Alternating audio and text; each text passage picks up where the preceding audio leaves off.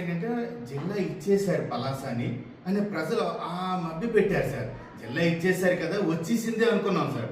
యాక్చువల్గా ఇది అక్టోబర్ నవంబర్కి వచ్చినప్పటికీ ఆ ప్రకటనలో 5 జిల్లాలను ప్రకటించినాక దాంట్లో 3 జిల్లాలు ఓకే చేసి 2 జిల్లాలు పక్కన పెట్టినప్పుడు అప్పుడు మాకు ఒక అర్థమైంది, మన జిల్లాను పక్కన పెట్టి తప్పిస్తున్నారు అనేసి. ఇది చాలా అన్యాయం సార్. ఒక ఇచ్చాపురం నుంచి ఒక కలెక్టర్ ఆఫీస్కి వెళ్ళాలంటే 150-160 కిలోమీటర్లు, కొత్తూరు మా మిలియపుట్టి మండలం వల్ల వెళ్ళాలన్నా విపరీతమైన కష్టం సార్. ఇది ప్రతి జిల్లాని 2 అంతకు మించి చేశారు సార్. మా ఒక్క శ్రీకాకుళం జిల్లాని ఉంచడానికి మేమేం అన్యాయం చేసాం. ఈరోజు ఒక్క జిల్లాకి ఈరోజు డెవలప్మెంట్ కోసం స్టార్టింగ్ ఆఫీసులు అట్మాస్ఫియర్ అంతా కన్స్ట్రక్షన్ చేయడానికి సుమారు 1000 నుంచి 1500 కోట్లు ప్రతి కొత్త జిల్లాకు కూడా ఇస్తున్నారు సార్. మరి మేము అక్కడ ఏం అన్యాయం చేసాం సార్? ఇది చాలా దౌర్భాగ్యమైన, చాలా దురదృష్టకరమైన సంఘటన సార్. ఈ జిల్లాలో మాకు ఊంచుదార నీరు ఇచ్చాపురంకి వెళ్ళాలంటే స్వాతంత్రం వచ్చినప్పటి నుంచి ఈ రోజు వరకు ఊంచుదార నీరు అనేది మాకు లేదు సార్. టెక్కలి కూడా రాని పరిస్థితి సార్. టెక్కలి కానీ నందిగాం కానీ